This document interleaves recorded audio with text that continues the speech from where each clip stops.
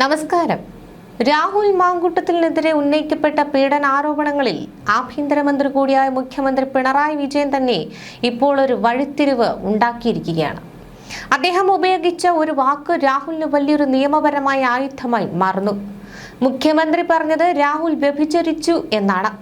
Malayalam dictionary എടുത്തു നോക്കിയാൽ അതിന്റെ അർത്ഥം വിവാഹിതരായ വ്യക്തികൾ പരസ്പര സമ്മതത്തോടെ മറ്റൊരു വ്യക്തിയുമായി ബന്ധം പുലർത്തുക എന്നാണ്. അതായത് ഇവിടെ ബലപ്രയോഗം അല്ലെങ്കിൽ പീഡനം നടന്നിട്ടില്ല എന്ന് ആഭ്യന്തര വകുപ്പ് കൈകാര്യം ചെയ്യുന്ന മുഖ്യമന്ത്രി തന്നെ സമ്മതിക്കുന്നു. കഴിഞ്ഞ ദിവസം വരെ പീഡനമെന്ന് പറഞ്ഞ് നടന്നവർക്കെതിരെയാണ് മുഖ്യമന്ത്രിയുടെ ഈ പരാമർശം. പരാതിക്കാരി ആക്ഷേപിച്ചു എന്ന് പറഞ്ഞ് മുഖ്യമന്ത്രിക്കെതിരെ അവർ കേസ് കൊടുക്കുന്നില്ലെങ്കിൽ മുഖ്യമന്ത്രി പറഞ്ഞത് സത്യമാണെന്ന് അവരും സമ്മതിക്കുന്നു എന്നല്ലേ അർത്ഥം. സമ്മതത്തോടെയുള്ള ബന്ധത്തെ പീഡനമായി ചിത്രീകരിച്ച് രാഹുലിനെ വേട്ടയാടുകയായിരുന്നുവെന്ന് ഇതിലൂടെ വ്യക്തമല്ലേ. ഇത്തരത്തിലൊരു പോസ്റ്റാണ് ഇപ്പോൾ സോഷ്യൽ മീഡിയയിൽ പ്രചരിക്കുന്നത്. ആ പോസ്റ്റ് ഇങ്ങനെയാണ്: നാട് മുഴുവൻ വ്യഭിചരിച്ചു നടന്നു എന്ന് പിണറായി വിജയൻ ഇന്നലെ രാഹുൽ മാങ്കൂട്ടത്തിനെ കുറിച്ച് മലയാളത്തിൽ പറഞ്ഞതിന്റെ അർത്ഥം തിരയേണ്ടി വന്നു. അതിൽ ഇങ്ങനെയാണ് കാണിക്കുന്നത്: വിവാഹിതരായ വ്യക്തികൾ തങ്ങളുടെ പങ്കാളിയല്ലാത്ത മറ്റൊരാളുമായി ലൈംഗിക ബന്ധത്തിൽ ഏർപ്പെടുന്നതിന് വ്യഭിചരിക്കുക എന്ന് പറയുന്നുവെന്നാണ്. അതായത് ഇന്നലെ വരെ പീഡനം എന്ന് പ്രചരിച്ച സംഭവത്തിൽ കേരളത്തിന്റെ ആഭ്യന്തര മന്ത്രി തന്നെ പറയുന്നു അത് പീഡനം ആയിരുന്നില്ല, വ്യഭിചരിക്കുകയായിരുന്നുവെന്ന്. ഈ പരാതിക്കാർ എത്രക്കാരാണെന്ന് കേരള മുഖ്യമന്ത്രി വരെ പറയുന്നുവെന്ന് ചുരുക്കം. പരാതിക്കാരി ആക്ഷേപിച്ചതിന് മുഖ്യമന്ത്രിക്കെതിരെ കേസ് കൊടുത്തില്ലെങ്കിൽ മുഖ്യമന്ത്രി പറഞ്ഞത് സത്യമാണ് എന്ന് ഈ അതിജീവിതകളും അംഗീകരിക്കുന്നുവെന്നല്ലേ ഇതിനർത്ഥം. ചില കാര്യങ്ങളും തെളിവുകളും കൂടി പുറത്തുവിടുമ്പോൾ കൂടുതൽ വ്യക്തത വരുമെന്നാണ് പ്രതീക്ഷിക്കുന്നത് എന്നായിരുന്നു ആ പോസ്റ്റ്. അഡൾട്ടറി ഇപ്പോൾ ഇന്ത്യയിൽ ഒരു ക്രിമിനൽ കുറ്റമല്ല, എന്നാൽ റേപ്പ് കഠിനമായ ശിക്ഷയുള്ള കുറ്റമാണ്. മുഖ്യമന്ത്രിയുടെ വാക്ക് പിടിച്ച് പീഡനാരോപണത്തെ പ്രതിരോധിക്കുവാനാണ് ഇവിടെ ശ്രമം നടക്കുന്നത്. മുഖ്യമന്ത്രി പ്രയോഗിച്ച വ്യഭിചാരം എന്ന വാക്കിന് നിയമപരമായി വലിയ അർത്ഥമാണുള്ളത്. പീഡനം എന്നാൽ ഒരാളുടെ അനുവാദമില്ലാതെ ബലം പ്രയോഗിച്ചു ചെയ്യുന്നതാണ്. എന്നാൽ വ്യഭിചാരം എന്നത് പരസ്പര സമ്മതത്തോടെ നടക്കുന്ന ഒന്നും. ആഭ്യന്തരമന്ത്രി തന്നെ ഈ വാക്കുപയോഗിച്ചതോടെ രാഹുലിനെതിരെ ഉന്നയിക്കപ്പെട്ട ബലാത്സംഗം എന്ന വകുപ്പ് അവിടെ തന്നെ പൊളിഞ്ഞു വീഴുകയാണ്. യൂത്ത് കോൺഗ്രസ് പ്രസിഡന്റ് എന്ന നിലയിൽ സർക്കാരിനെ വിറപ്പിച്ച രാഹുലിനെ പൂട്ടാൻ മനഞ്ഞ തിരക്കഥയാണിത്. പക്ഷേ തിരക്കഥ എഴുതിയവർക്ക് തന്നെ ഇപ്പോൾ പിഴച്ചിരിക്കുന്നു. രാഹുലിനെ തകർക്കാൻ നോക്കിയവർ തന്നെ ഇപ്പോൾ അയാൾക്ക് നിരപരാധിത്വം തെളിയിക്കുവാനുള്ള പഴുതുകൾ ഇട്ടു നൽകുകയാണ്. മാധ്യമങ്ങളോട് കഴിഞ്ഞ ദിവസം മുഖ്യമന്ത്രി നടത്തിയ പ്രതികരണം ഇങ്ങനെയായിരുന്നു: ഗതാഗത മന്ത്രി കെ ബി ഗണേഷ് കുമാറിന്റെ ഭാര്യ പോലീസിലും സർക്കാരിലും നൽകിയ പരാതിയിൽ ഇടപെടാതിരുന്നത് അതൊരു കുടുംബ പ്രശ്നം ആയതിനാലാണെന്ന് മുഖ്യമന്ത്രി പറയുന്നു. ഗണേഷ് കുമാറിന്റേത് കുടുംബമാണ്. കുടുംബത്തിലെ ചില പ്രശ്നങ്ങളുണ്ടാകും. ആ പ്രശ്നത്തിന്റെ ഭാഗമായി കാര്യങ്ങൾ എടുത്തുചാടി ചെയ്യേണ്ടതല്ല. അവർ അവരുടേതായ രീതിയിൽ ആ പ്രശ്നം പരിഹരിച്ചിരിക്കുന്നു. പിന്നെ എന്തിനാ ഞങ്ങൾ ഇടപെടുന്നത്? ഇടപെടേണ്ട കാര്യം വന്നിട്ടില്ല. രാഹുൽ മാങ്കൂട്ടത്തിനെ സംരക്ഷിക്കാൻ പ്രതിപക്ഷ നേതാവും സംഘവും ശ്രമിക്കുന്നുണ്ടെന്ന കട്ടപ്പനയിൽ നടന്ന വാർത്താ സമ്മേളനത്തിലാണ് അദ്ദേഹം ആരോപിച്ചത്. എന്നാൽ താനും തന്റെ പാർട്ടിയും അന്നും ഇന്നും അവളോടൊപ്പമാണെന്ന് മുഖ്യമന്ത്രി പറയുന്നു. ഇതോടെ ഗണേഷ് കുമാറിന്റെ വിഷയത്തിൽ എന്താണ് നിലപാടെടുത്തതെന്ന് മാധ്യമ പ്രവർത്തകർ ചോദിച്ചു. ഇതിന് പിണറായിയുടെ മറുപടി ഇങ്ങനെയായിരുന്നു: ഞാൻ പറഞ്ഞ അവൻ എന്ന കൂട്ടത്തിൽ ഉള്ളയാളുടെ ഭാര്യയായിരുന്നു ഇത്. അവന്റെ ഭാര്യ ഇത്തരമൊരു പരാതിയുമായി രംഗത്ത് വന്നിട്ടുണ്ടോ? എന്തെങ്കിലും കുടുംബ പ്രശ്നമായിരുന്നോ? നാട് മുഴുവൻ വ്യഭിചരിക്കാൻ നടന്നിട്ട് സ്ത്രീകളെ ഇത്തരത്തിൽ ദുർബോധനപ്പെടുത്തി ബലാത്സംഗം ചെയ്തവനെ ന്യായീകരിക്കാൻ നിൽക്കുകയല്ലേ പ്രതിപക്ഷ നേതാവും സംഘവും ചെയ്തത്? സാംസ്കാരിക കേരളത്തിന് അപമാനമാണ്. അതിന്റെ ഭാഗമാണ് ഇത്തരമൊരു ചോദ്യവും. ഗണേഷ് കുമാറിന്റെ കുടുംബമാണ്. കുടുംബത്തിൽ ചില പ്രശ്നങ്ങളുണ്ടാകും. ആ പ്രശ്നത്തിന്റെ ഭാഗമായി കാര്യങ്ങൾ എടുത്തുചാടി ചെയ്യേണ്ടതല്ല. അവർ അവരുടേതായ രീതിയിൽ ആ പ്രശ്നം പരിഹരിച്ചിരിക്കുന്നു. പിന്നെ എന്തിനാ ഞങ്ങൾ ഇടപെടുന്നത്? ഇടപെടേണ്ട കാര്യം വന്നിട്ടില്ല. അവളോടൊപ്പം ആരായിരുന്നു, അവനോടൊപ്പം ആരായിരുന്നുവെന്ന് എല്ലാവർക്കും അറിയാം. ഞങ്ങൾ എല്ലാ ഘട്ടത്തിലും അവളോടൊപ്പം തന്നെയായിരുന്നു. എന്നാൽ അവനോടൊപ്പം നിന്നത് ആരാ? പ്രതിപക്ഷ നേതാവ് അടക്കമുള്ളവർ അവനെ പവിത്രീകരിക്കുവാൻ വലിയ ശ്രമം നടത്തിയില്ലേ? വലിയ ഇടപെടൽ നടത്തി ഇപ്പോഴും സംരക്ഷിക്കുകയല്ലേ ചെയ്യുന്നത്? ആ ഘട്ടത്തിൽ അവളെപ്പറ്റി ചിന്തിച്ചോ?